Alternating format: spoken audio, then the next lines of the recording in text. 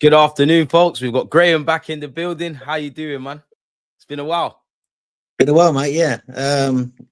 Back again. Thanks very much for the invite. And do you know what? I think you and Potts have got the best intros to your podcast. I think I appreciate that. I was on Potts the other night, and I just think that is a fucking good, seriously intro he's got down there. And I've always and I like yours as well. I think you're very unique in your intros, and they're both brilliant. So yeah, great to be back again, mate. Talking Arsenal, isn't it? After so long, I've been away. I've been in Canada for about 4 or 5 weeks. How was that? Yeah, fantastic. I literally sort of like drove from Calgary down to Vancouver doing all the national parks. I literally organised it all. So the family stayed in like Banff, Jasper, and then Whistler. We had 4 nights in each place. And then we got down to Vancouver, had 3 nights in Vancouver. Then we picked up the cruise up to Alaska. So we had 7 nights in Alaska. So we did so many things like canoeing, e-biking, swimming. I had a car. My son. I didn't know you was an adrenaline junkie like that. Well, I am. I might be. I'm 64 this year, mate. But I try and I try and act young, even if I don't look young, DG. So, I'd love to be young again, but you only get one life, and I'm trying to do. Yeah. But the funny thing is, this is true, right? Me and my son, when we were getting on that cruise on that Sunday, Arsenal were playing Liverpool at Anfield, right? And we were queuing up to go on the boat, and it was 0-0, and we were just desperate to sort of like get the draw ready because we didn't know what was going on in the game and everything. We just were following the game, and I knew I was behind him in the line as we were queuing up to get on. And my phone flashed up that Arsenal were 1 down before it did on his. So I knew he'd gone 1 down to that Bosley strike. Then I watched him in front. Oh, no, we're losing. I watched him react to it, and I already knew we were 1 down. So that was like a right bummer at the start of that week going to Alaska that we'd lost to Liverpool. But how things have changed. Here we are a few weeks later, we're top of the table and Liverpool is second. And all the frailties that they're now showing with the way they went about their summer business in investing all their money up front, which I think they did, although they did get 2 fullbacks as well. Whereas we sort of like set about Berta, really did Arteta proud really by getting a real depth in quality in the squad. And we've now sort of, the way we've done our transfer business, I think has really worked well as the season's panned out. And that's why I think, I honestly believe we're in a really strong position there to finally win that league title. I do seriously think that now. You touched on a lot of things, man. I'm happy you covered a lot of points because you've got the creative juices flowing. I want to stick on Liverpool then, because like you said, a few weeks have changed a lot of things. It was all doom and gloom. Now we're allegedly the favourites. Who do you still like? Are we in better stead than Liverpool, or are Liverpool the favourites still for you? I honestly believe that this is our best chance of winning the league, because the reason I say that is because I just think he's got so much depth in the squad now, DG. He really has, 2 players for every position. I was saying this on Potts' channel the other night, basically the way we've sort of added strength into each area, we've addressed the three things I think that we needed to address. That was squad depth, the fact that we had players to break down low blocks, which I think he's done with Eze. And also we've got that left-hand side, I think now is better. I do think that left-hand side is better. So we are less reliant on the right-hand side.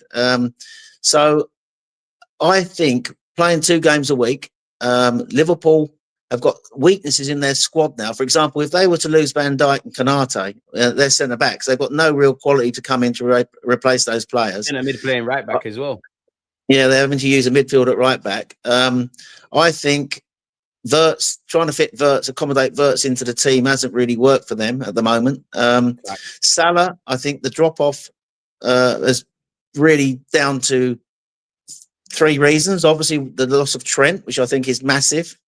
Secondly, the fact he's now 33, getting older, and I think he's slightly on the wane. And third, they're trying to not move away from him, but accommodate Wirtz into the team, which means I think that he's not the main man anymore. So I think a lot of their success was really down to Salah and the understanding he had with Trent and the way that their team was really designed to hit teams in transition and use Salah's speed one-on-one in behind defences. I think that's gone now. So I think a lot of the things they had before have gone, and we've seen defensively they haven't been great at the start of the season. They were winning games. They were literally winning games in the 96 minute. They were nicking games, weren't they? And that was unsustainable. Now we see them starting to lose games late on. I just think I still think they're obviously they're up there with us as favourites to win the league. They've got a lot of good players. I'm not saying they haven't. They could still win the league. I'm not saying they wouldn't do that either. But I do look at us. I just think we got the best defence. I think he's addressed those areas of the team that needs addressing. And I think the way we're tactically evolving now, I don't know if you've noticed yourself, the way we're sort of like what Zubamendi's added in build-up, the way we're now playing these bounce passes. Even our fullbacks are in the final third a lot more.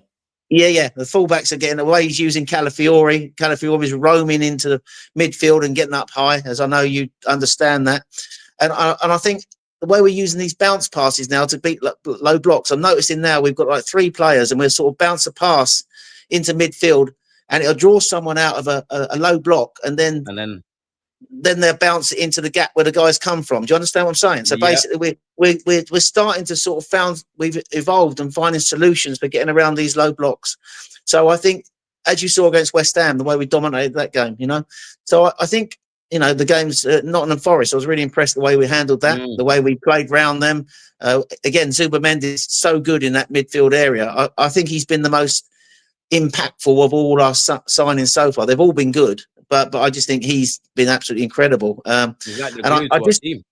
He is, yeah. And I do think, I was worried about Partey going. I'm not so worried now. I like the way that Rice and him are slightly in that pivot too, and then Zubamendi will sort of like drive into the space. He's got such a good diverse passing range, as you saw that the way he opened the pitch up for Eze when we led to Rice's goal on Saturday. That was a really great pass. The vision for to see that pass. Such a player, Zubamendi, man. He is such a good player, and I think that Rice covers Calafiori when he runs forward. I think Eze's been brilliant. I think there's more to come from him. Gyokeres is still.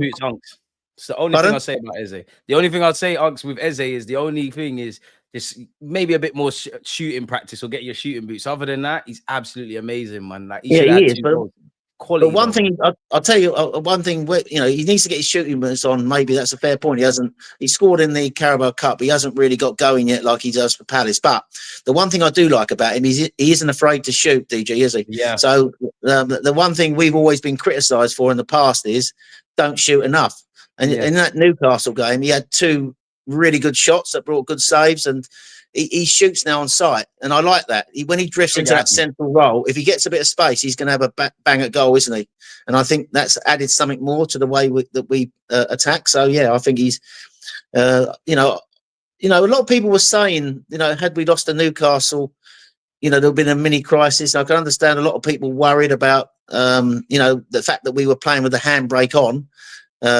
Whatever you think of that. What do you think of that? Have we been playing with the handbrake on? What have you felt? I think people exaggerate it a bit. I do think it's a bit exaggerated. I understand the frustration because, as you've said, and like as we all know, we're very good defensively, and I understand the logic with we've got great defenders 1v1. We've got great defensive ethos. You look at our back 5, including Raya, like it's crazy. Then you've got Rice. I just think there needed to be a bit more life in the final third. Like me, I actually don't mind U-shaped football. I think it's naive if you think from minute 0 to minute 90, Graham. Like I know you don't, but like we're just gonna fly forward. But I think there was times where we could kind of, rather than throw jabs, if it was a boxing match, kind of go for a knockout blow.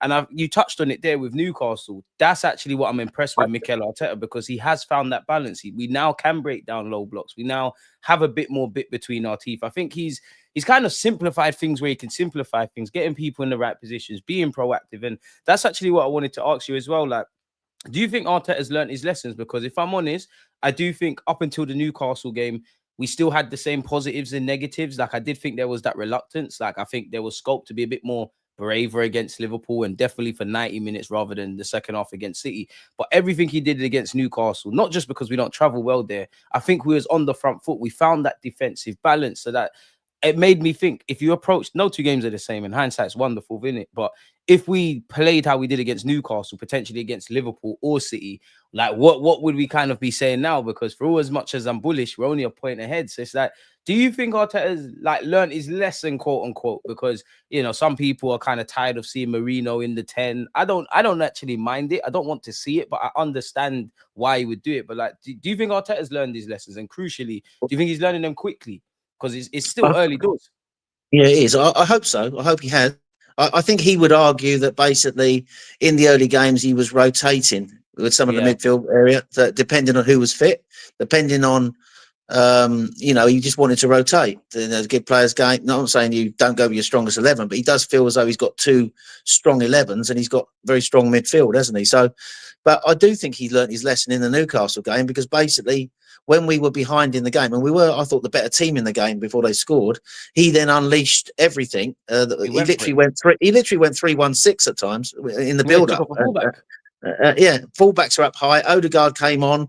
We were literally going for it massively. And I think even in that game before that, I thought the way we were building up, the passing was crisper. He was giving players more license to roam into spaces. It wasn't like the normal controlled build-up where basically we're just keeping possession.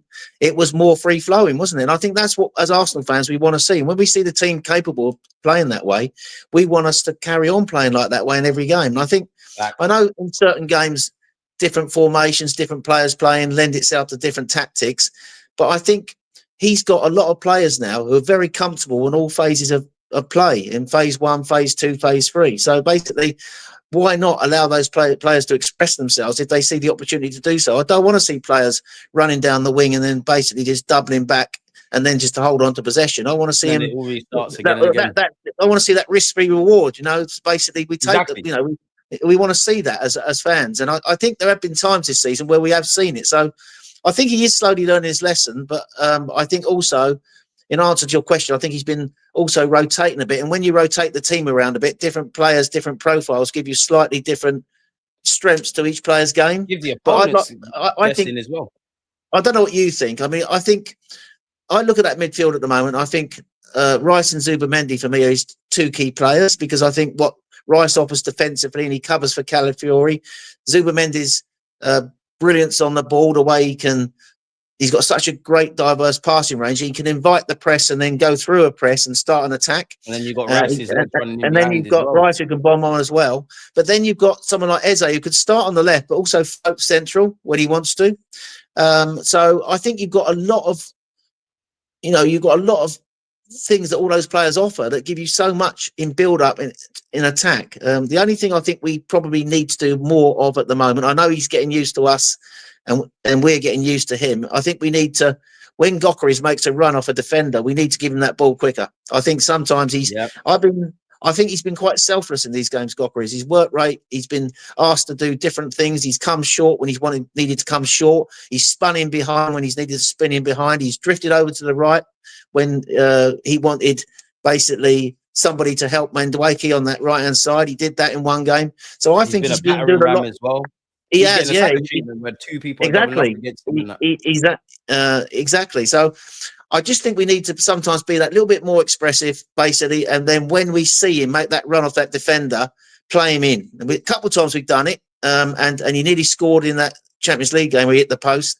I do think there's more to come from him, but overall, I have been impressed by the way that this year we've been, I feel, starting to get into that groove now of sort of like being more free-flowing than just relying on total control. Do you think any of that is on the... Well, it obviously is, Graham, but do you think any of it is on the players? Because as much as they are doing what Arteta tells them to do, if he really is putting the handbrake down and saying, go out there and express yourselves, it's down for the players to build them relationships, in it. Like we've seen on occasion, Gyökeres and Eze. I was actually disappointed with Ødegaard getting injured because he looked like the one player, going back to what you said, that actually tries to hit Gyökeres early. Do you think there might have been a mentality shift in the players to, smell blood and go for it type of thing?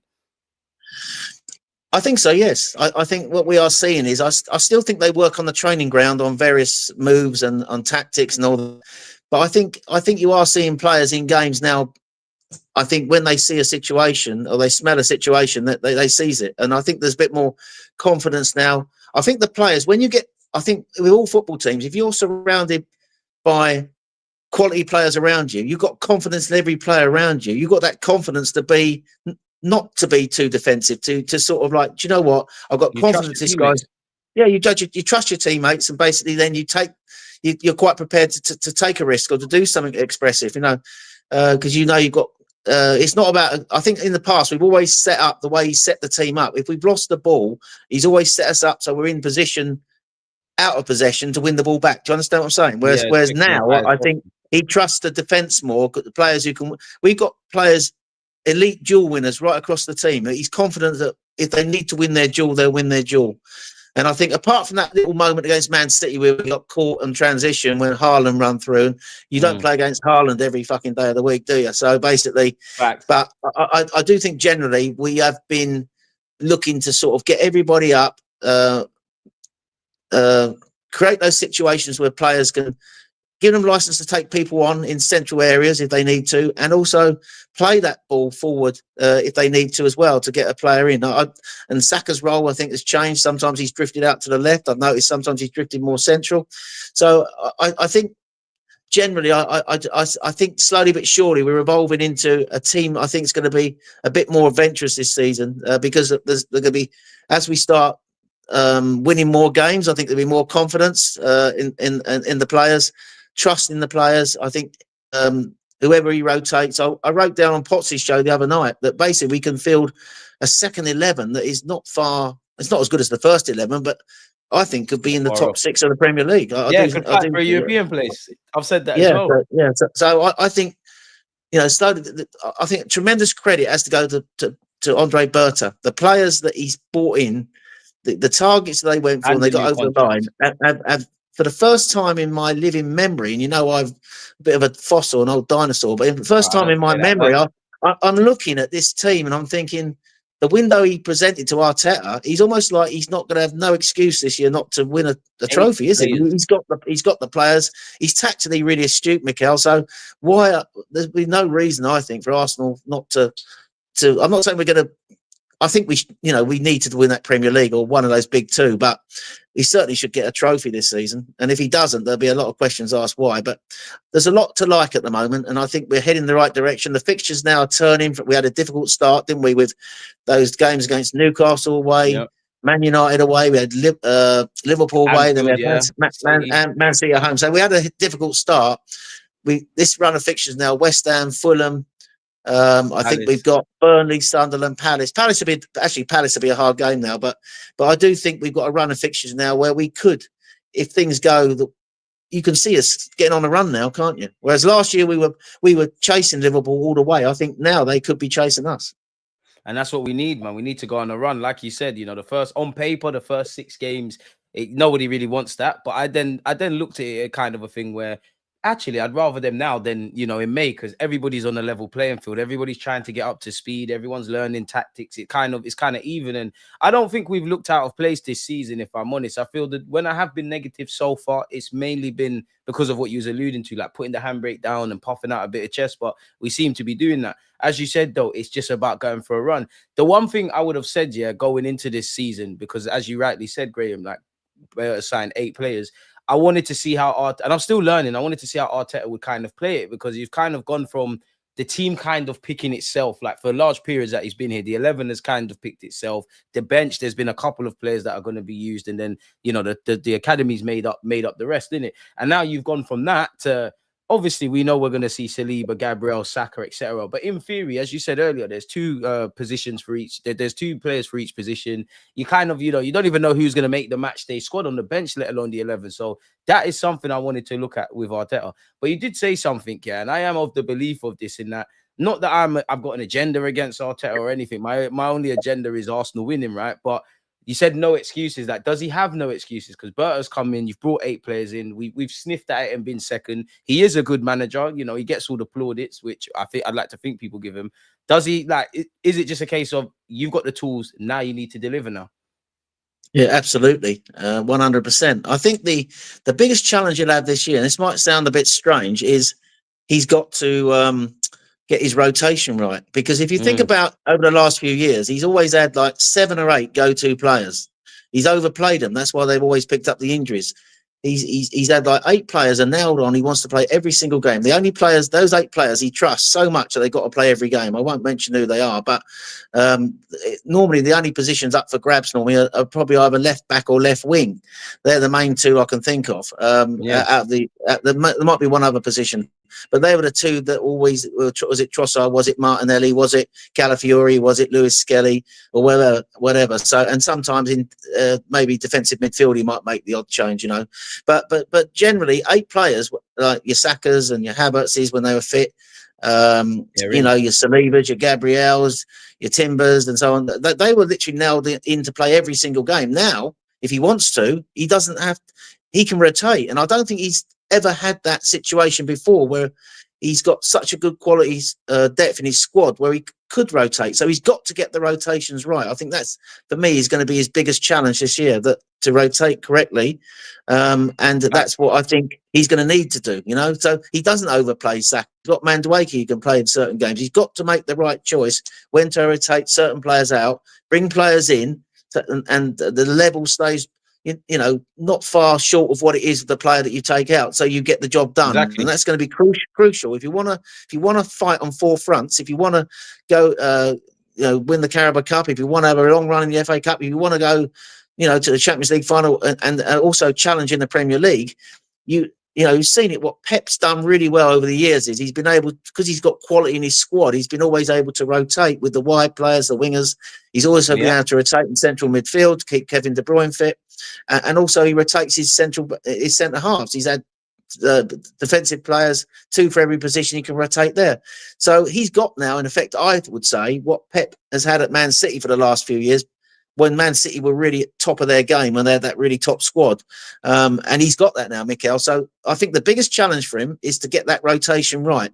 And if he gets that rotation right, there'll be, you know, that should obviously reward him. If he doesn't get that rotation right, you know, you could easily fall out of a cup or you know, fall away in the league. So, but there will be no excuses to answer your question, DG. I think this year, if he doesn't win a trophy, I think that there will be serious questions asked. I know they're wielded to him at board level. You know, the Americans love him and all the rest of it, the owners. But at the same time, if he doesn't deliver, there's going to be, with social media now, with the pressure of, you know, he'll be reminded every day on Sky Sports of you know, everyone goes on in his press conferences as well when he's asked the same things. He's starting to have enough. Exactly. He's got a fantastic record as an Arsenal manager. I think he's won more points in the last 3 years than any manager in the Premier League. But we haven't won anything. I'm on to more, Graham, about winning. So it doesn't matter, does it? I mean, he's won 177 of his first 300 games, and he's up there with the likes of Fergie and Pep Guardiola and all the top managers. But they won trophies in their first 300 games. He's just won an FA Cup. So yes, surely sooner or later, a big club like Arsenal needs to be winning the trophies and the big trophies. And if he can't deliver it, they're always going to say he's a bridesmaid. He's taken us so far, but he's not going to get us over the line. So those sort of questions will be asked, DG, if he doesn't deliver this year. And now when he's got that squad that we know now is a top squad, and he can rotate 2 players for every position, the quality and the depth of the squad now, and it did get him through the early games, didn't it? Because when we had the injury to Saka, Madueke shone in his position, and the depth that he brought in at the start of the season, when we had Ødegaard's injury, he could rotate. So, and we haven't missed those players. So basically, he's got now the tools, I think, to deliver.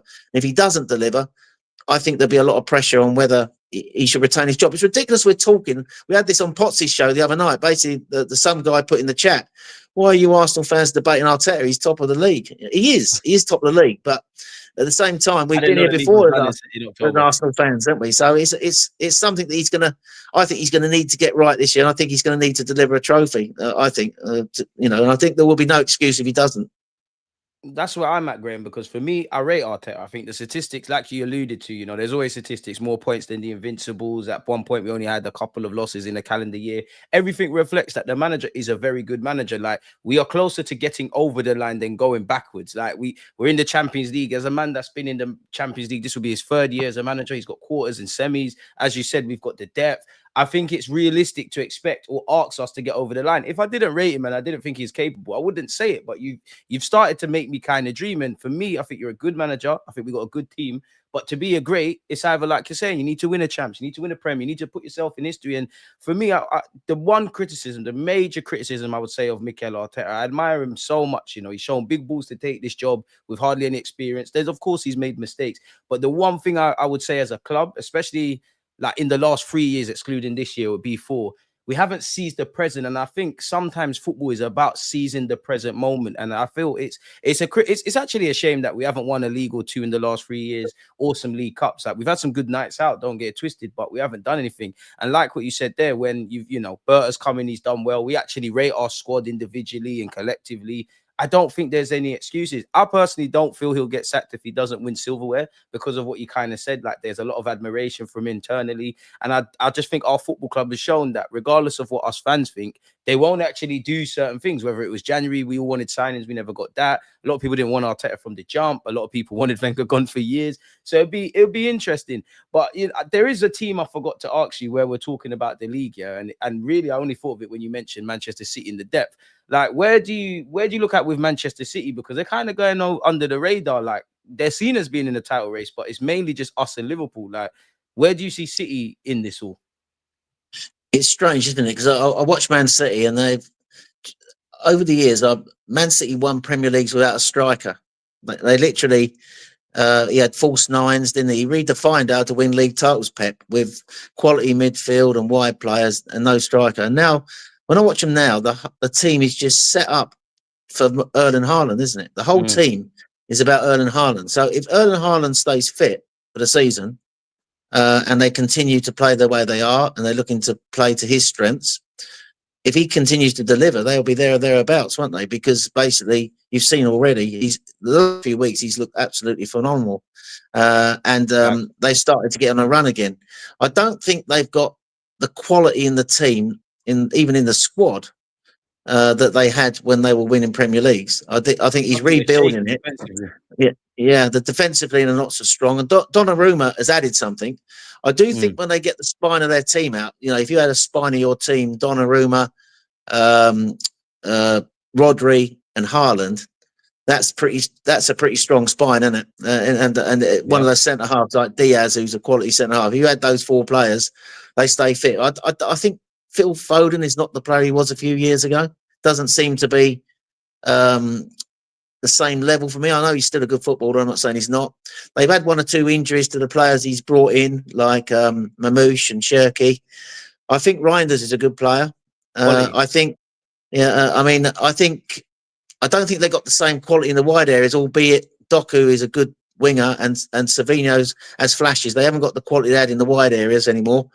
I think defensively, in the fullback areas, I don't think they're like Liverpool. I don't think they're strong in those areas like we are. Yeah, so I still think that they're going to be there and thereabouts, because I think he's got a squad when they're all fit, he can rotate. Whereas I don't think Liverpool have got so many rotational options as he's got. I just feel that. I just think Liverpool have got better players than Man City. So I still think it's between Arsenal and Liverpool, but I think Man City will be there or thereabouts. If both Liverpool and Man City were not to be at the level that they could be, Man City could take an advantage, because particularly if Haaland continues in the form he's in, he's a phenomenal striker. But I think for me, it's between Liverpool and Arsenal for the title this year. But I wouldn't rule Man City out. But I think they are at the moment the third best team, in my opinion. Some people might think different, but I haven't seen them. They struggled at the start of the season. They lost against Spurs. They were fortunate to beat Brentford. They lost against Brighton. Made something happen, and they just got it. I thought they, I watched them against Brentford last week, and I know they were in control of that game, but they never looked like putting it to bed. The old Man City would have been ruthless. Would have taken them for 3 or 4. And against us, you saw how much respect they had for us. That literally, he took all these attacking players off, and they were scared of us. And they literally sat back in a 5-4-1. I can't believe a Pep team. We're the only team that defends. Yeah. So, but that Crazy. Showed me that to me showed where we are compared to them. So, I do think that they. I'm not saying they're not out of it. I do think it'd be one of those 3 teams, but I think that it's, if you had to pin me down, which would be the 2 fighting it out, I would say us and Liverpool. I'm with you with that. I think I'd still have Liverpool as the favourites because I give them the fact that they've won it. I am quite bullish about our chances, but it is early doors, and it's more for me. I think the biggest advantage we have is, simply put, we should be hungrier than the other teams because they've actually done it, and obviously we've got more players. Like, God forbid, I'll never wish injuries on players, but couple injuries, especially to that back line at Liverpool, marred with teething problems, that could come back to bite them. City have looked the most I used to think City were invincible, Graham, and now they look the most kind of mortal or human, if that kind of makes sense. And I think Yeah. you touched on it.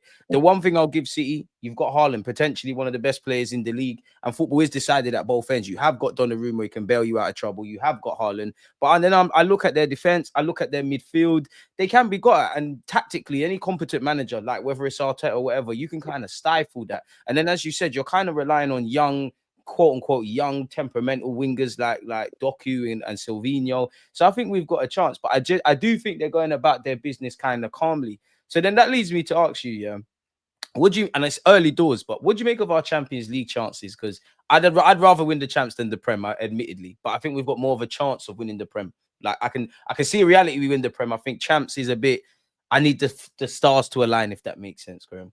Yeah, I agree with you. I think we've got more chance of winning the Prem because I just think cup football is cup football. You can be brilliant in cup football, but if you have an off day in a cup cup game, you're out basically. So I think we'll qualify in the top 8. I think we're one of the favourites for winning it, and I think we've got a great chance. But we never won the Champions League, and I know we haven't won the Premier League for a while either. But we've never won the Champions League.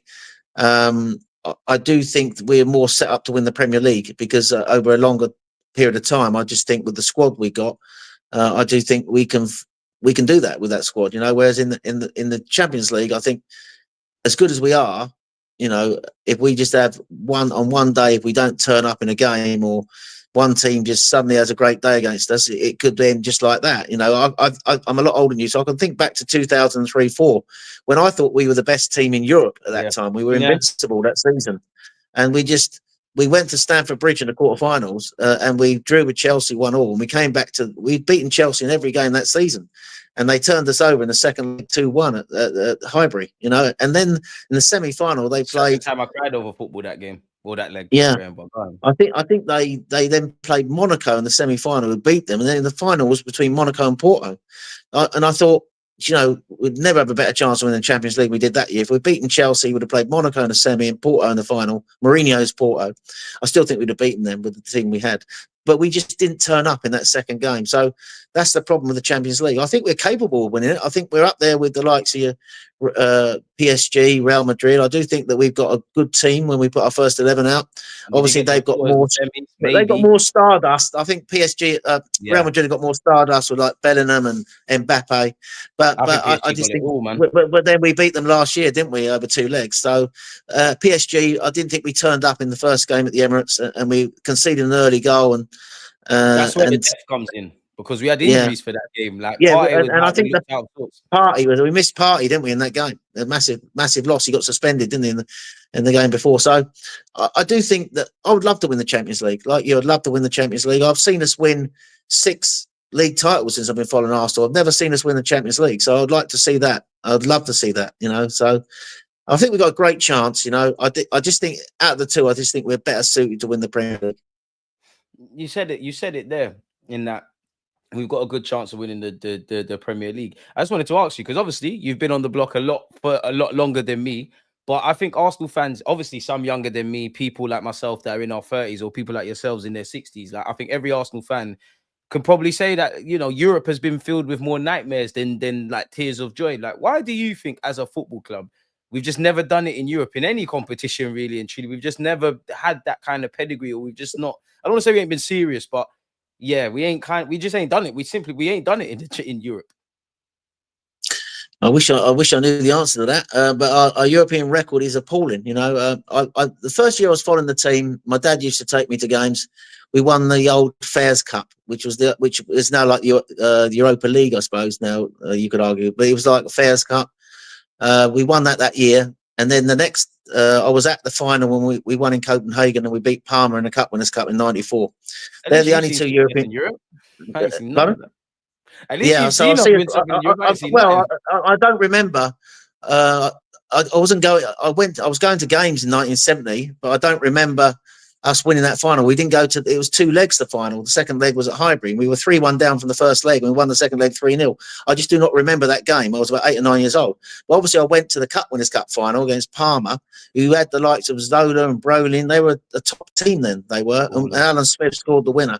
And it was like, we didn't have Ian Wright in that final. He was suspended, and we defended really well to get a 1-0. It was like the old 1-0 to the Arsenal job. But I've seen us lose games in Europe, finals in Europe we should have won, like the game against Real Zaragoza when Naeem scored from the halfway line. That's the only thing that Tottenham fans had over us for fucking years, wasn't it? Basically, one of their ex-players scored against us in the final.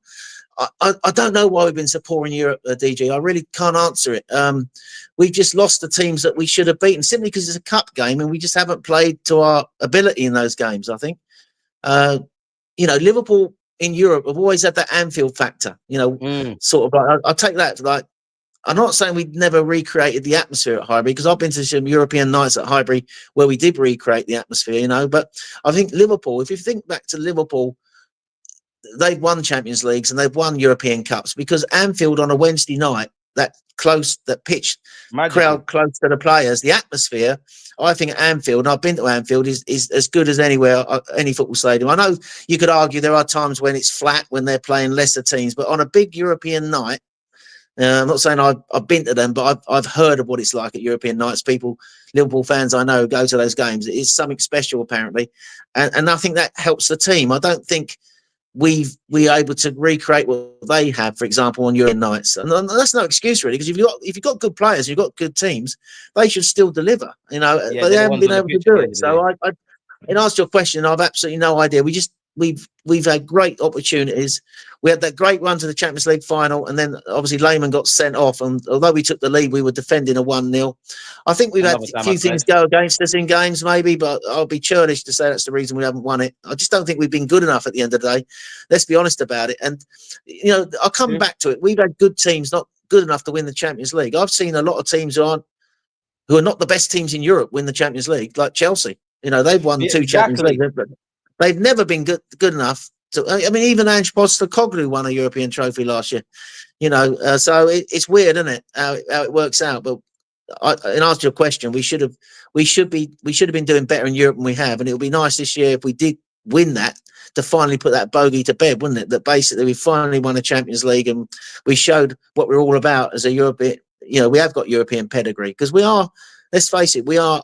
For me, we are in the up there with the best teams in England. I always think of Liverpool, Man United, Arsenal as being the 3 teams that people associate, the big 3 in England, and we're well respected in Europe. So there's no reason why we shouldn't be winning European trophies. You just don't have the CV or the cabinet to match, and it we haven't. No. It's like a Tottenham trophy cabinet. It's a Tottenham trophy cabinet in Europe, isn't it? Exactly, and it was humble pie because they won and won in Europe as well. Like, I know. What a bad night that was, mate. Don't remind me. that whole May period was horrible because it felt like everybody. Not that we've been on a trophy drought as long as these other clubs, but it just felt like the year of the underdogs. Like even some countries, can't remember off the top of my head, but there were some teams and countries that haven't won in a gazillion years. They seem to be winning. And then over here, obviously, Newcastle, Crystal Palace, Spurs. I think Spurs is the one that kind of tipped everybody over the edge if they weren't there already. I think I've made peace with the Champions League in that I think we'll have to be perfect. Like, I think we'll have to have the best, not necessarily the best players, but the best team, best tactics. Everything has to go to plan, purely because the last 2 times I've seen Chelsea win it, it's been slimy. The way Man United won it the 2 times in my life was slimy. I've seen Liverpool come back from 3 goals down. I just don't think we're going to get that luck. Yeah, I think you need a bit of luck. You need luck in it. Whereas the team that wins the league is always the best team in the league, because over 38 games you have to be the best game. In Europe, it's all about who. Not only do you have to be good, you have to get the right. Sometimes if you get the right draw, it helps, and it teams get to finals in domestic cups, for example, play all their games at home and get to a final. There's lots of things, and if you have easy draws, if you draw, there's lots of factors. So that's no excuse, though, because when you're in Europe every year, albeit we weren't in Europe for a lot of those years, there's no reason why you shouldn't be challenging and winning European trophies. So it's still not good enough to only win 2 trophies in my lifetime, which is 60 odd years, to only win 2 European trophies. Where a club as big as Arsenal, despite all those factors you need to win it, that's still not good enough when you see other teams winning it the amount of times they do. But as I said, sometimes the best teams in England, they're not even the best teams in England. They've been winning European trophies. So it's just one of those things, unfortunately. But it will be nice to win it. So we haven't got to keep saying what we're saying today. Champions of Europe, you'll never sing that chant annoys Yeah, me. I've seen my team get to 2 finals as an adult, and obviously like 06, I can't ask anything more. That, you know, it was courageous, but it was disappointing. Honestly, I think the Europa League final against Chelsea was absolutely abysmal and embarrassing, and everyone should hang their heads in shame. You can't lose a final 4-1, but there's no point going over old wounds. This is a good question though. Like, it's kind of, well, we're not City fans, but this guy said Pep might just prioritize the Champions League at some stage. Do you think that could happen? Because if he looks at it and say, "Oh, Liverpool and Arsenal are better than me, we might go as far as we can. We'll try, but we might have more of a chance of the champs." Like you said, it's a cup, and he's won it several times. Do you think that could be a factor? He could do. It depends where they're going in the league, of course. If they're right out of, if they're not in contention in the league, say they were to fall away towards obviously the knockout stages of the Champions League start towards the back end of the season, don't they? After February, March, around then. So you're working up towards that final in May. And if you're falling away in the league, you've got no chance of winning the league, albeit you obviously want to make sure you're at least in the European places for next season. And your best chance of winning a trophy is the Champions League. You're going to prioritise that. But again, he's got a really strong squad, Pep. He's got a big squad. Where it's the same quality that he's had in the past, I would question, but he still has got, he can rotate, for example, as same as Arteta can rotate, you know, certain players. So when he gets Mamouche, Shirky back, he can rotate Foden out when he wants for Shirky. When he gets Mamouche back, and he gets, I'm just trying to think who else he's got out at the moment, but he can rotate in the wide areas. He's already doing that, of course, because Doku didn't play last weekend. So, but if it gets to the stage where it looks likely that they're more likely to win a Champions League than the league, and he's safe with his European position, I think, why would you not want to prioritise winning the Champions League? If that's the thing that you want, you know, because you can't win the Premier League, and that's, you know, they're the 2 main trophies. So yeah, you would. I think any club would, though, wouldn't they? Any club would. I don't disagree with the only thing you've got to do is keep players match fit, haven't you? You've just got to make sure that those players are match sharp. So you can give them a rest when you need to, but you've still got to make sure that they're match sharp. So it's no good just sort of thinking, I'm going to prioritise the Champions League now. I'm going to rest Haaland for all these league games, because he's not playing enough games. You're not going to when he plays his Champions League game, he's not going to be sharp, is he? So he will have to play games.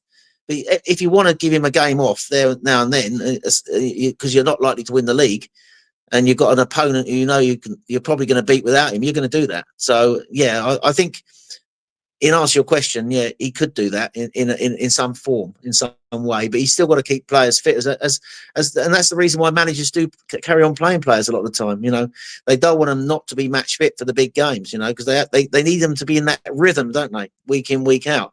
You give them the odd break because what they do is sports science now, DG. They look at their numbers. They're looking at numbers all the time. How many minutes they played, how many sprints they made. Exactly. Yeah. So you're looking at all this data.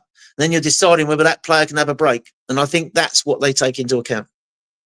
So then flip that to Arsenal. Then it's like, how does Arteta find the balance? Because sometimes I think I'm a bit weird, because I do think some of our fans, they do too much. Oh, this one needs to be rested. I don't think you can get consistency without playing these players. Equally, though, I do hear the fans and understand there is occasions to rest Bukayo or this one or that one. Like, if there's anyone that I'm angry at through our centre-backs being injured last season, it was Arteta, because didn't we beat PSV like 7-1 or something? My centre-halves are still out there, but how does he find that balance? Because as you said, like, you've got to find that balance of, you know, resting them when they need to be rested, but also playing them so they don't look a bit rusty. Like, obviously it's above our pay grade. We're not managers, but like, how does he find that? Because even with the fixture list, like, where's the rest coming from? Because even someone like Brighton in the League Cup, you would think that would be the case, but you might need to play a strong team, maybe potentially your biggest, strongest team. I can only see Slavia Prague, but where are you at with that?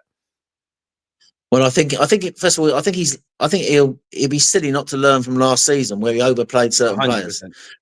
I think he had to last year. He had to overplay certain players, because we had players. And the other thing with I think another key part of the season will be getting that discipline into the team. So, like, if you remember last year, we kept getting players sent off, didn't we, at the start of the season? And some of them were very unjust.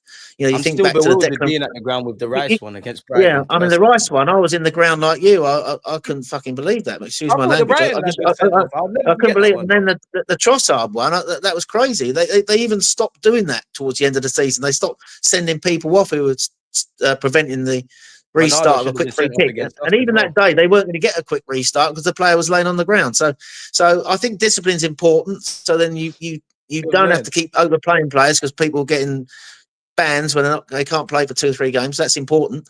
I think he would have learned, obviously, that maybe his best, what he would consider his real best players, he can't overplay them. Like Saka, like he doesn't need to play 75, 80 minutes, 85 minutes. If we're 2 up in a game after 65 minutes, he can bring Madueke on, you know, if he's fit. Well, he's not fit at the moment. So there's the areas I think and answer your question, when you start talking about rotating, I'm not saying he rotates the players out so they don't start the game. They could start the game, but he could decide to take them off earlier once the game, once 60, 65 minutes, you know.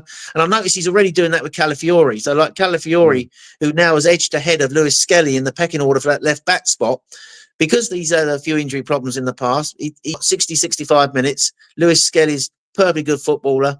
I'll take Calafiori out of the action, not just to rest him up. He's done his job. Bring Lewis Skelly on, give him 25, 30 minutes. And I think that's what he can do now. He can do that in other positions. If he wanted to, he could take Ødegaard off and move Eze central. If he wanted to, he could take Saka off for 65 minutes and bring on Madueke.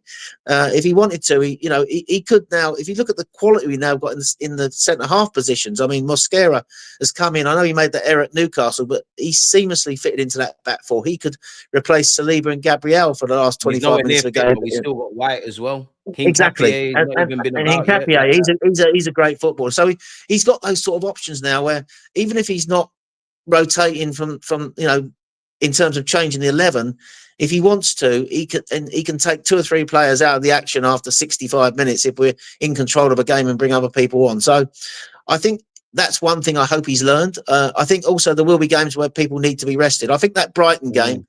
I know we want to win that Carabao Cup. It'd be nice to win it, but I do think he's going to change it up a bit with maybe, you could. That's where you wanted Madueke, like that game. Yeah. If he was fit, you could have a. Yeah. I was thinking the other day. I was saying to Potsy, basically, I know they're not fit at the moment, but you could have a front line of Madueke, Havertz, and one of Trossard and Martinelli, and you give Saka a rest, you give Gyokeres a rest. He could play Marino and Nwaneri in midfield. He could give Norgard a game, and he can change the whole back four. He could have White, if they're all fit, he could have White, Hincapié, Mosquera, and Lewis Skelly, couldn't he? And Kepa in goal. So, and to me, that's a good, strong side. And he could have, as a second choice. Yeah, he's a decent man. He could have somebody like Gyokeres or Saka on the bench if we need, if it's 1-1 in that last half hour, we need something extra. That's the way he could rotate and use the squad this season. So, yeah, I think he would have learned that. I hope he has. And I think he is saying himself that possibly some of the rhythm early in the season where people were saying he had the handbrake on, it was more a case he was rotating in certain areas that didn't quite give him the same as he had. Exactly. Yeah. I think you're bang on. I got to ask you as well, because we've given Arteta his fair praise, and obviously his criticisms were due. You can't criticize Berta at all. The only thing I would say, not even a criticism, is I would have liked nine players instead of 8, because I still think we've missed a trick with left wing, but we'll get on to that. And we ain't really changed our reputation in terms of sales, but cool, Berta's doing his thing. Arteta, you've got all the tools. The Cronkies, because how do you feel about the Cronkies? Because obviously everyone's been onto them. We're not quite at the Cronky out stage, and I know they might not be the best owners, but when I personally feel, Graham, when I look at them as much as I can, from what I read and see, they put people in positions in it, and just leave them to do what they're doing. So I've accepted that. I think they've backed Arteta from the beginning, but then you've brought in a competent Berta, and then obviously you've got 8 players now. And to be fair, you lot backed Arteta when he didn't have a CV, and we're in these conversations. So I can't really poke fun at you or do the whole KSC out thing. But how do you look at the owners? There's even talk about upgrading the stadium as well. Yeah. I think you just nailed it there in one of your the things you said. You said they backed Arteta from the beginning. And I think they have. I think they have backed Arteta right from the start. They've given him money all the way through his tenure, and also the other good thing, the thing you said I agree with, is you said they put people in place and allowed them to get on with it, and they have, and they put Berta in place, and that has worked. Changed as well. Yeah, exactly. So I think they've done. I don't think you can criticise the owners at the moment. I think they've done what you'd expect, and so I don't think that we can really criticise them in any way. They backed the manager. They put people in place that have and paid the money to get good people in quality positions to help the manager.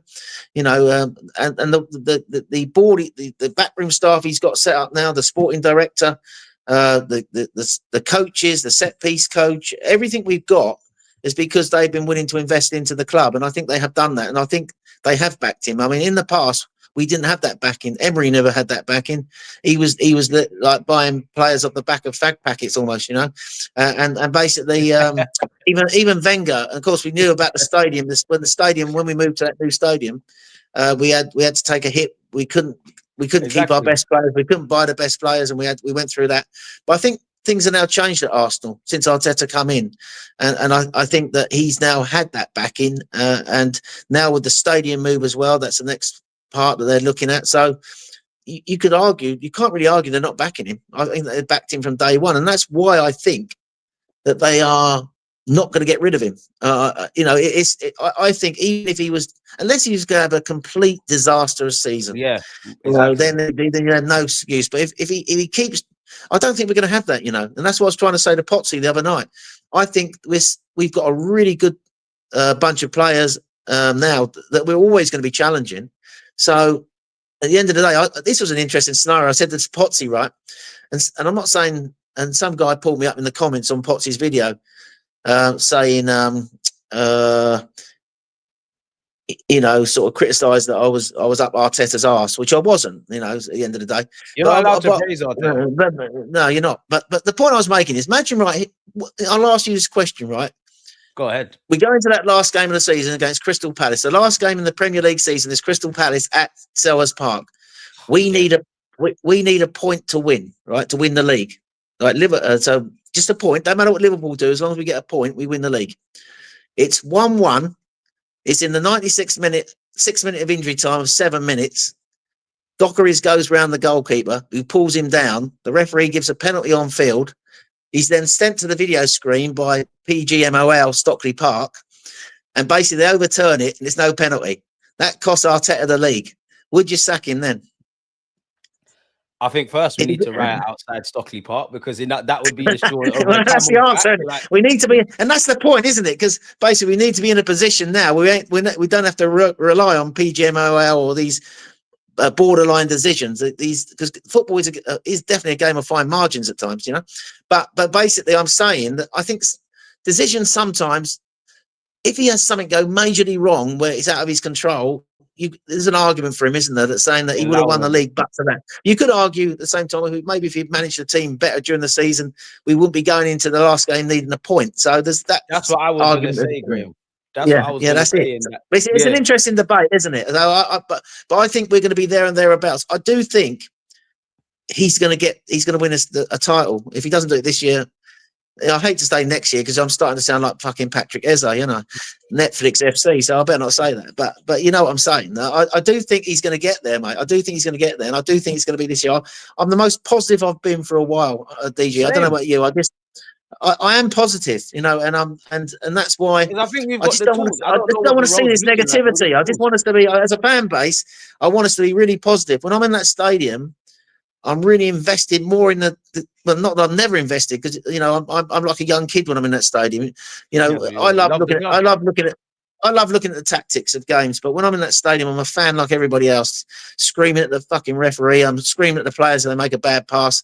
I just want us to win those games, but I'm totally invested. And basically, I do think I like what I see most times, more often than not. So, and I do think we've got the quality there to do it. And so, I've lost track of your question now. What was it? No, you asked me a question. I'm going off on a tangent here, aren't I? No, that's why I took it left, because I started saying anything. But going back to what you said, on one hand, I would be like, all right, cool. You know what? The penalty went against us, blah, blah, blah. We have to keep you. But I do, and you know me, I'm like yourself. We like to talk about the little talking points and the nuances and fine tune everything. But I must admit, on one hand, I'd cut him a luxury. On another hand, my immediate thought would be like, you know what? Bottom line, you finished second, didn't it? Like, bottom line, you have not got over the line. I know it's harsh, but like, you've done well for us. We need to get over the line, and you might just be the man before the man, really. Like, you obviously, I want everyone to be here, but at the same time, you might not be the guy that necessarily gets to pick the fruit from the tree that you obviously planted, didn't it? Really, and there's nothing wrong with that. Do you think if he goes? Imagine we don't get over this line this year and he goes. Would you be worried that you say we got the players there? Would you be confident they'd all stay? If a new manager come in, would he not want to change that squad? With certain players who probably been loyal to Arteta start looking, if he's gone, I might be thinking of going. Do you think that that's a danger? I don't know what you're thinking. You know, they always say sometimes this argument about be careful what you wish for. But I do think sometimes in the past there's been managers out there who, when we like Wenger stayed too long, didn't they? We could have got a Klopp. We could have Pep or Klopp. You know, when you think about it, what we could have had. So there is that argument. I get that. There is that argument. I do think if you don't get over the line this year, he'd be seen as like almost like the perennial bridesmaid.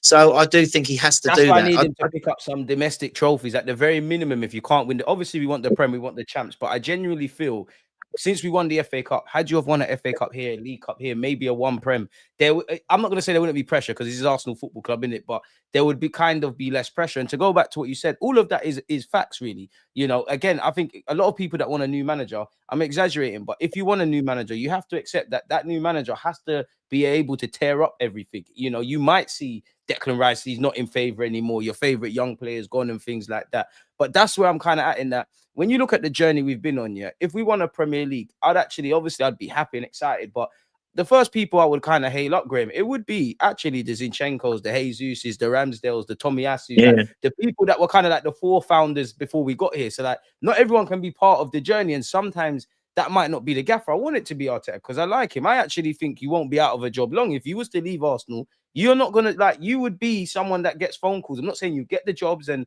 whatnot. But I do think, for me, I always have to remember, as much as I have admiration for Arteta, I'm an Arsenal fan, and this isn't just happy-go-lucky. Like, as much as you're doing us a favour, we're doing you one. As I said earlier, I admire you for taking this job because you never had a CV and whatnot.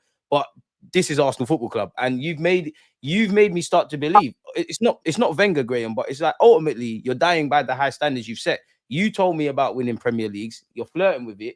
Now I want you to get over the line because like you said, when have we said we've got a great squad, we've got a great 11, we don't want these players to go? These guys need to go down in Emirates folklore. Now I'm exaggerating, but 20 years from now, shitter players that have won stuff here are going to be remembered. Like the fans deserve it, man. But even that, Graham, like, is a League Cup or an FA Cup, will it suffice? Because like what we said earlier, when you see Newcastle and Palace and all these teams winning trophies, football fans are doing the whole, trophy's a trophy, Arteta can't go over the line, even a League Cup would matter, second doesn't matter, blah, blah, blah. Now, if we was to zoom past to the May of 2026, I think those same fans that are saying that, they will change their tune. But like, do you think a League Cup and FA Cup is enough to save some level of face? God forbid if we don't win a major. I mean, I've got to be honest with you, with a lot of the fan base, I don't think it will. Because if you think back to when Wenger was there in the last few years, we were still winning FA Cups, weren't we? Even though we weren't great, we were still in the league. We were still winning FA Cups. But then, and I think that wasn't enough to save him. I mean, even his last year, he went into his last season at Arsenal. We won the FA Cup the previous year, so that didn't save him, did it? So I think it might. It's almost like you feel if he won a trophy, that would at least, to a certain extent, hemorrhage the bleeding. Maybe if you want to use that analogy, but I don't think. I think it's going to quickly start gushing open again if he doesn't win a Premier League or a Champions League. Yeah, this is massive, right? Because I think if we were to win a Champions League or a Premier League, I honestly believe it could be the start of something. You know what I mean? Like the start of a even bigger evolution at Arsenal. If you win that big league, a big title, that does. I think those players then go. They've tasted that success and they want to do it again. And I just think it'll lead to a lot of things. You always run the risk of tying down your best players like your Salibas and your Sakas to long-term deals if you're not winning big trophies. So they believe in this to a degree. But the thing is, DG, the thing is, that's one thing that Berta's doing really well, because what he's done over the last few weeks, he's tied down Saliba to 2030, which is brilliant, really. And now we're working on Saka. If he can get these players tied down, that at least does give me a little bit more reassurance, because basically I'm always, Edu would still be on the beach, mate. So, but I'm just saying that if we get these players tied down, it does give me a bit more reassurance, because if they're not winning, all these players have got a short shelf life in professional football at the top level, and they want to win trophies. So if they're not winning trophies at Arsenal, they want to go elsewhere. I think the fact that they're being tied down at Arsenal now by Berta tells me that they've got every confidence. They think they're going to win leagues and Champions Leagues with Arteta. And I do think, while with France, what you just said there. Exactly. I think exactly. Are going to happen. There was a bit of banter there between him and Konate, weren't they, when they were signing signatures? I don't know if you saw that, but you know, I do think winning, in answer to your question, winning a Carabao Cup or an FA Cup might buy him a bit of time. But I think if he hasn't won a Champions League or a league by next year and won a trophy this year, or if we start badly next year, in one of those in the league, for example, I think the questions that have always been asked, the doubts re-emerge, don't they? There's a lot of pitchforks, Graham, out for Arteta. There's a lot of people. Yeah, there is. I mean, I believe in being fair. Yeah, I don't mind people having their point of view. I don't mind those people who don't think Arteta's a man. I've got no problem with that. You know, you can have that opinion. The only thing I want is when you're in that stadium and I go to the home games, I just want everybody behind the team, behind Arteta. As you should be. It's like a family. Because when we go to the pub after the game, football hasn't changed. Exactly. You've got social media now saying all those things that people seem to resent at Arteta out. But back in my day, we used to walk into pubs when I was in my early 20s. We didn't have social media then, but we still walked in the ground and said, that manager's got to fucking go. You know, that's always been part of football fans' culture and the way we. That's social media is exaggerated and blown it up now. Exactly. Yeah. Social media now has exaggerated it to a point where these debates are happening more frequently and putting more pressure maybe on them. It's all white and black. It's not talking real football. It's all agenda driven drivel, if I'm completely honest with you. Like when people Sky drive a lot of it, don't they? To be honest, I mean, and Arsenal fans need to stop fighting debate. If we don't react and engage, they might just stop. But that's never going to happen. I'm relying on thousands of Arsenal fans to ignore it. We know what Gary Neville does. We know what Jamie Carragher does. We know how Paul Scholes is. You mentioned Arsenal. We're keeping the light bills on, and it's never going to change. They're not going to be. They're always going to be disingenuous. We celebrate. We're condemned. Other teams celebrate, and Maresca runs the length of the thing. It's amazing. I remember Arteta moving out of his technical area, and people are getting onto him. It's ridiculous. It's ridiculous. That is A1 gaslighting. But you know what? I expect us to be hated. I don't necessarily care if you don't support Arsenal. I don't really care what you want, but that's why I want us to get over the line, because you can say whatever you want as long as we've got history. Even to the point where some people say, oh, the Invincibles weren't that good. They had 11, 12 draws. Okay, did they lose a game? No, they didn't.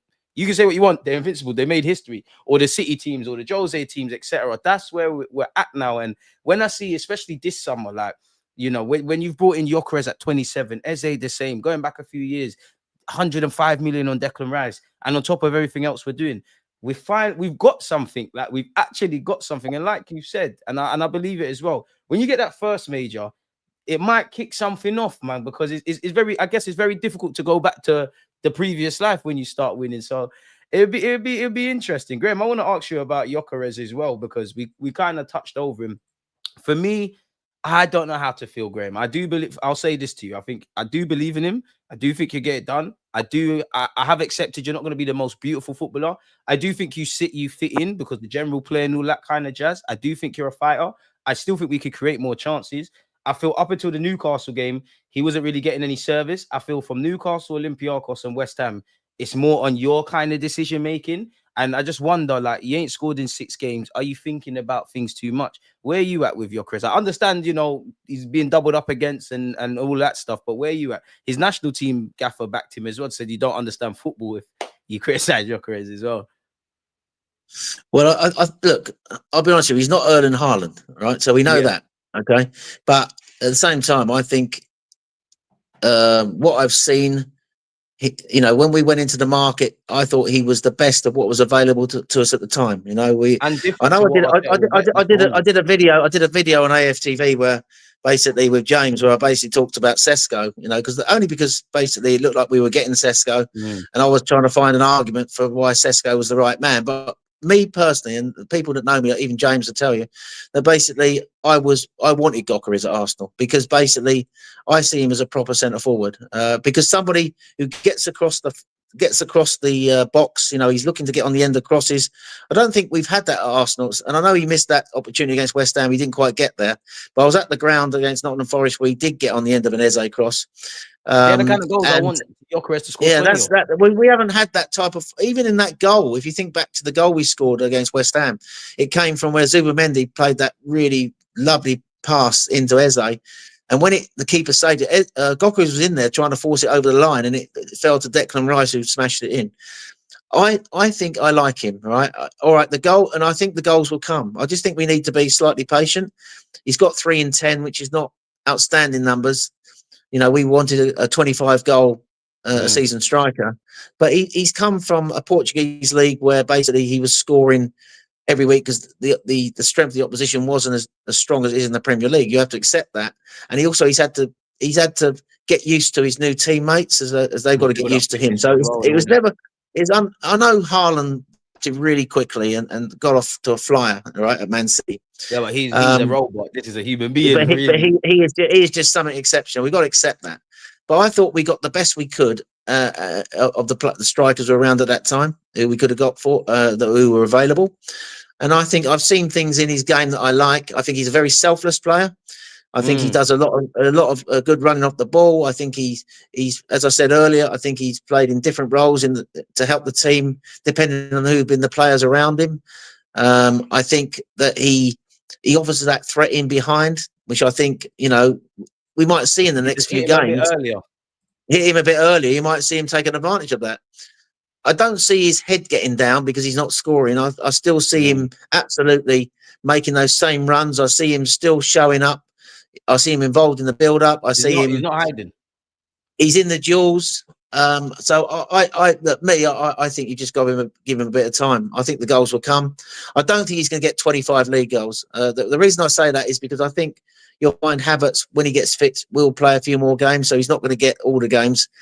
Right. But I do think that he will get us 15 league goals this season. I do think that. He's got 3. I know there was interesting debate. I got killed for saying that was a good season in the summer for him, but go on, Graham. Yeah, there was an interesting debate we had over Saturday in the stadium. You know, when the penalty was given, should it go to Gyokeres because, you know, it would have helped him basically to get another goal. It would have given it, or do you go with your main penalty taker, Saka? I understood why they went with Saka, and I'm quite comfortable with Saka taking it, but I'm just saying that sometimes a lot of strikers' goals, even Gyokeres when he's in the Portuguese league, did come from penalties, didn't they? So, and if you're taking penalties like Isaac, for example, is not going to get as. He was Newcastle's penalty taker last season. And that was part of the number of the goals he got. He's not going to be taking penalties at Liverpool, is he? It's going to be Salah. And as an Arsenal fan, you might not even get penalties like you saw against Newcastle. So I'm comfortable with Gyokeres. Although he hasn't been getting the goals, that's the only thing that I think I've been slightly disappointed with. I still think he's a good striker, and I still think he's going to deliver for us enough this season for us to be happy that we bought him. And I think you got to see him as a long-term player, you know. And he's 27, probably signed a 4 or 5 year deal. Then I have no choice. Yeah. I know he's at his peak, isn't he? So I still think we can get 3 good years out of him, 3 or 4 good years out of him. I'm okay with it, really. I'm not that bothered about him not scoring, as long as he's contributing to the team. But you know, some people might think different. I respect everybody's views, but I think if he could get 15 league goals this year, I think that would be a good return. I do think we share the goals around the team more. Man City play for Haaland at the moment, don't they? As simple as that. And I think that we have always been a team that have shared the goals around. But this thing about we needed a 25 goal striker, I think that, you know, as long as we got a forward, a genuine centre forward, is somebody who offers what centre forwards do, that is just as invaluable as somebody who bangs in 25 goals. As much as I'd love to see a centre forward banging 25 goals, but you know, as long as he's contributing to the team, I think some of those half chances will turn into goals in the next few games. Let's judge him. Let's judge him at Christmas, DG. Yeah. That's the way I The look at only it. thing I would say, yeah, like I agree with you because I was actually a big fan of Sesko. I thought we'd get Sesko, like, and I still maintain that I was happy with Gyökeres or Sesko. For me, why I wanted Gyökeres is because on paper, you're not the Arsenal guy, in it. Like you're not. You can do the intangibles, but you're not the kind of striker we go for. And if I want Arteta to do things differently, you're presenting him with a different option where you've got no choice. I've got no issues. The one thing I would say about Gyökeres, I don't want you to be selfish. Like I understand, fans that wanted Saka to give him the penalty because we did that with Havertz, etc. I don't really care about that personally because at the end of the day, it's 1-0. You know how football goes. Saka's playing his 200th game. Saka's our first choice pen taker. Put the ball in the back of the net. If Saka missed, then yeah, I might entertain that. But I want the 3 points first, then dissecting things later type of thing. Yeah. The one thing I would say, Graham, though, is I think he needs to watch Diego Costa. Like, I want him to be a bit meaner, like a bit like Costa or Alan Shearer. Like, he's a brute in that, but I want him to be a bit more of a bastard. I think he's almost too nice. I think he's still finding his way, but I think there's someone in there. Like, I think there's a bastard in there. But the only way is up, man. Like, yeah, I think you're spot on. I think you're spot on, mate. Yeah. The one thing I would say about him is you've got to remember, unlike Sesko, he wanted to come to Arsenal. So basically, he wanted to come to Arsenal, and unlike Sesko, he wanted to take the penalties. When Sesko basically was in that penalty shootout against Grimsby, I don't want to see my centre forward not taking the penalty. He didn't, almost like he didn't have the guts to take a penalty. So the one thing about Gyokeres is I think he's got, and I agree with you. I want to see him a bit more of a bastard as well. I want to see him like that, and I like a Costa type forward as well. Someone who's like that. That's back in my. Bully. When I was growing up, that's what centre forwards were in the league. I'd love to see a player like that. I do think he could be like that as this season evolves. But the thing I do like about him, he's got tremendous confidence in his ability. He's not frightened of missing. He's not someone he doesn't duck a challenge, and that's what he showed. And he wanted to come to the club. It's no good having players who don't want to play for Arsenal. Sesko didn't want to play for us, so basically. He can fuck off, basically. I mean, basically, but the thing about Gyökeres is he wanted to come. He's totally invested in this team. He celebrates. I see him celebrate, as a forward who you think he'd be selfish. I want that goal. I've got to get that goal. But when another player scores, he's equally happy for them. So that just shows. When Eze set him up, he ran over straight to Eze's like, thank you. Exactly, yeah. He didn't do his trademark celebration for that. He came straight round and complimented Eze on the pass, didn't he? So he's definitely a team man. I just think that he's going to get better, and I think the goals will come. I agree. The one thing I would say is away from Gyökeres, I do look at that Liverpool's Hugo Ekitike and I think, oh, you know what? Like, not that I wouldn't have, not saying we shouldn't have had Gyökeres. I just think that skill set would have been perfect, but it's neither here nor there. You've got a question though, Graham. DJ, I have a question for Graham. Is Graham happy? Charles, I think I need to kind of decide what you're saying. I think he's saying, will you be happy if our main striker last season would just be a goal threat with 15 odd goal contributions, or would you prefer a striker with 20 plus goal contributions with no in-game play? So would you rather just a goal scorer, someone that's going to bag, that just bags, but they're not involved in general, well, someone that gets 15, but their general play is good, or if they get 20 plus goals, but they've got nothing else, like which would you prefer? I prefer someone whose general play is good and they get 25 goals. Fair enough. Fair enough. But no, I get his question. I'll get his question because his question more is aimed at really. That's what Erling Haaland is, isn't it? He doesn't offer anything else. He just bangs in 25, 30 goals. So, but they're not around too much. That's interesting, isn't it? I think to be honest, maybe.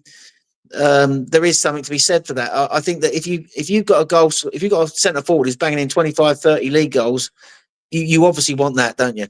I'm just saying you would rather have that. I'll be honest with you. But if he's not banging in 25, 30 league goals, as long as he's doing, he's helping the team out in all the other areas and he's banging in 15, I'd accept that. But no, in answer to his question, I'd want a guy banging in 25. If you could tell me, if we had Haaland banging in 30 league goals, I don't care about general play then. You wouldn't care about anything else, would you? So that's a good point he makes. Yeah, I probably agree with him on that. It's true, but like you said there, Graham, like unless maybe and I don't, but there's not a Haaland for everybody in it. He's only at one team and he's superhuman. So we're gonna have to mix and blend, and that's why I keep saying on my YouTube channel, like I think us fans need to understand whether you rate a player or you got concerns. If we had a toolbox, all of these players are tools in it, at least for 6 months for some players or the whole year. There's going to be times to utilize Jesus and Trossard and Havertz when he's back and Ødegaard when he's back, which is why I'm bitterly disappointed that I finally was about to see Eze, Ødegaard, and obviously Declan Rice, but it got cut short with Ødegaard. And it sucks with Ødegaard. We're gonna need all our players. I wanted to ask you, Graham, who would be your player of the season so far? Because I got two. Of the new signings or generally? I think the player who's really impressed me this season. I don't know what your subscribers think, and they'll obviously tell me what they think. But the one who's impressed me is Jurrien Timber. Yeah, I think he's the best right this season. He's one of for me at the moment. I'm not saying he's the best right back in the league. I'm not saying that. I mean, people who love Reece James will make an argument for Reece James, right? But this season, he has been on the first 8 games. For me, he's been the best fullback in the league. Not just in his defensive numbers, the tackles he makes every game, but in what he offers offensively. You know, in terms of in the build-up play on the right-hand side, he's got 2 goals, 3 assists, and I just think against Newcastle. The only winger I've seen in the last year and a half who's given him any problems was the winger at PSG. Exactly. I forget his name. What's the name of that guy on their left hand side? I think it's Kvaratskhelia or something like that. Kvaratskhelia, that's it. Yeah, I'll probably pronounce his name wrong. He was the one who gave him a bit of problems, but generally nobody gets the better of Jurrien Timber. So he's been for me Arsenal's best player. I think that Zubamendi's been good of the new players. I'm just thinking who else. I think Calafiori has been really good in the game as well. I think Mosquera's. I mean, all the defensive players have been immense, haven't they? Even Raya, when he's been called upon, has made good saves. I think for me, Timber, and I think of the new players, Zubamendi are the two. I think there's more to come from Eze. And obviously, we've lost Ødegaard for big periods of the season. We've lost Saka for big periods of the season, but the team has coped with that admirably, I think. But for me, in answer to your question, my player of the season so far would be Jurrien Timber. Yeah, I can't complain, man. Like, I would give it Timber. I'd hail up Calafiori, give or take. I'd throw Raya into it. I think Gabriel and Saliba have been doing well, but I think there's more to come. But you made a good point there in that, like, it's mainly our defenders. Now we've got stability defensively. We haven't quite had that in the final third. New players have come in, people have got injured. Arteta's tried to mix and blend and do horses for courses. So these things could be factors, but I want to kind of speak. I hope the next time I ask you that question, like, we're talking about attackers. Seems like Saka's finding his feet. Obviously, Madueke, got struck with injury, and we got Wanyeri. Hope he gets an opportunity. Ødegaard's injured, so we'll kind of have to see. I wanted to ask you as well, like, would you take Semenyo? Yeah, I would. Yeah, I absolutely would. Do you know what? I see Arsenal now being linked to left-sided wingers, and 2 or 3 names there. Somebody who's Premiership proven. Do you know what I've watched him this season? He seems like he's more bulked up now, almost like he looks physically stronger. The way he's been working in the gym. I just think he's been in. Do you imagine what he would give us on that left-hand side? I think he's a tremendous player. 25 as well. Yeah, he's an Arsenal fan. That's the funny thing about it, isn't it? So, he talks to. Does he talk to? I think he talks to Thierry Henry, doesn't he? I'm sure. I read that Thierry Henry was praising him or something like that. And Thierry Henry could be our secret negotiator. Yeah. So, but no, I would take him. I think he's a fantastic player, and he is the best. His numbers in the Premier League this year have been exceptional. They speak for themselves. If you haven't got him, Haaland is the best player in the Prem at the moment in terms of form, in my opinion, of the attack. Yeah, if you haven't got Semenyo in your Semenyo, someone called him Samosa at work the other day. But Semenyo, if you haven't got Semenyo in your fantasy football team, you need to get him in your fantasy football team. I don't know what you're doing. He's in your FPL anyway. But yeah, I would take him at Arsenal all day long. Boy. That's it for me, because I feel like left wing, I think we're missing a trick. I think we can box cleverly out there. I feel there's scope to kind of what Liverpool are failing to do with Wirtz. Like, I don't want it, but you could put Eze out there, and on paper it looks like he's a left winger, but he's rotating. I don't think Arteta wants that, because you're going to go with Trossard and Martinelli. I just think that's the trick we missed. Do you think we'll sign anyone in January? Wishful thinking. I think it depends on what happens between now and January. In answer to your question, I think I think they are looking at a left wing, from all the reports coming out. So maybe they might sign someone on that left wing. But the only thing I would say is it depends, I think, on if we've got injuries in the squad, if we've got players, money as well. You don't know what the situation is going to be like after the Christmas, New Year when you go into that window. I think they would. I think they wouldn't want to. I think they've bought 8 players. They've addressed all the depth issues in the squad. It would have to be, I think, injuries for them to go into the market again. But they are showing interest on that left wing. I think that's the final part of the jigsaw. We did. You probably spoke about it yourself on your channel. The left winger was clearly an area that we needed to address because we were always worried about that left-hand side not being as strong as the right-hand side. The right-hand side is incredibly strong, but teams know that we are right-hand side biased, so they haven't got to worry about that left-hand side so much. If we had say Semenyo or a top wing on that side, and they would have to seriously worry about that left-hand side as much as the right-hand side, which creates more space for the players on the right-hand side, of course, because they don't treble up. They've got to worry about the left-hand side. Having said that, I do think the arrival of Eze playing in that left-hand side at times has meant that teams haven't been doubling up or trebling up on us so much on the right-hand side as they did last season. Yeah. So I think they've got to worry about that left-hand side. But I think the final part of the jigsaw for this team, the next evolution or the final part, will be a real quality left winger. And I'm not in any way disrespecting Gabriel Martinelli because I think he's a fantastic footballer. And I know we got Eze can play there. Eze can play there as well. But I think if we had a real top quality left winger, someone like a Semenyo, it would add so much to this team. It really would. And that'd be almost like the final part, wouldn't it? So then my last question for you then, Unks, is Semenyo, Rodrigo, or Leao, like Els has asked you here? Wow. That's difficult. Look, I think I'm a massive Rodrigo fan. A lot of people don't like Rodrigo. And that's the Leao at Milan, isn't it?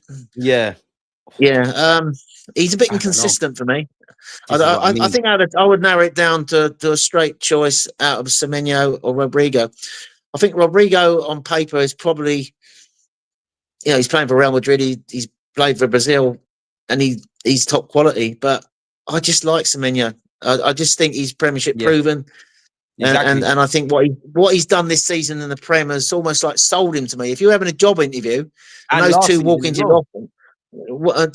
your office, one saying, "Yeah, but I play for Real Madrid and I play for Brazil," you're thinking, "Yeah, that's a good CV," But then Semenyo comes in showing you what he's done this season against Premier League teams. I'm thinking, wow. Exactly. It's a debate. It's a real difficult debate. I would say Semenyo. I'd probably lean towards Semenyo as well because, like you said, he is Premier League proven. I don't think Bournemouth and Arsenal play the same way, but I think there's a lot of transferables in the way Areola deploys his men. Even our set piece coach would love Semenyo because he can take long throws. He's obviously a danger from set pieces. I think the one thing I like about him is his ball-footedness because it opens up the scope to play on both flanks. I just feel, sometimes you watch a footballer and he's been around for a while. And last season, I kind of took him in a lot more. When you watch a footballer, they've been around for a couple of years, but it feels like the pennies kind of dropped. Now, granted, I ain't watched 7 90-minute games this season of Bournemouth, but it just feels like his performances are going there. So I don't think he's at Bournemouth next year. I'll be honest. Spurs have been linked. We've been linked. Arsenal, Liverpool been linked. Chelsea been linked. I don't reckon he's there. So I'd probably lean towards Semenyo, but then I feel like I'm doing Rodrigo a disservice because I do think he's a good player. The only thing is, like you said, there's that Semenyo plays in this country. Respectfully to Bournemouth, he is the talisman. I don't know if Rodrigo is kind of the quote-unquote main guy, if he's going to be able to do that. And then there's obviously the tax of having to adapt and things. I don't think we'll sign one in Jan, but I think the next on the list has to be that, man. So we'll have to see, man. We'll have to see. But as me and Graham have been saying in the whole thing of this, we've got more than enough to make a meal of the Prem, potentially the champs. Domestic cups, obviously, we want to win the Prems and the champs, but we defo could win them. We need to win the trophy, and it's as simple as that. We've got it all. We're in good spirits. There's going to be many twists and turns. Don't know what Fulham's going to present. Fulham away, matter of fact. But we're going to have to see, man. Graham, it's always fantastic speaking to you. Where can people find you if I let you get out of it, Unks? Yeah, you can find me on Graham_Brooks1 on X.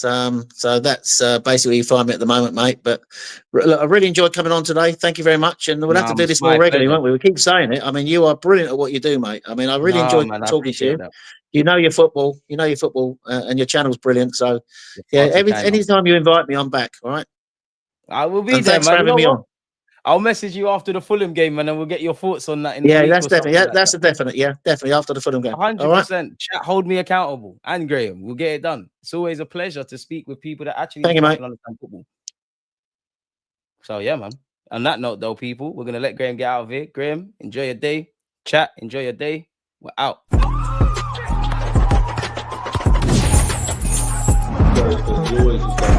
you very much.